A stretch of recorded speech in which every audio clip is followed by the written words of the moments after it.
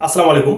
বর্তমান বাংলাদেশের ইন্টারনেটের অবস্থা খুবই খারাপ, যার কারণে আমরা কিন্তু অনেকে ভিপিএন ব্যবহার করি। আর এই ভিপিএন গুলো কিন্তু ফ্রিতে আমরা সবাই প্লে স্টোর থেকে ডাউনলোড করে ব্যবহার করি। যারা ভিপিএন ব্যবহার করেন তারা সাবধান, আপনি হয়তো জানেন না এই ফ্রি ভিপিএন গুলো অনেক সময় হ্যাকারেরা কিন্তু প্রোভাইড করে প্লে স্টোরে। সেখান থেকে আপনারা যদি ডাউনলোড করে ব্যবহার করেন তাহলে আপনাদের সকল তথ্য কিন্তু হ্যাকারের আয়ত্তে চলে যাবে।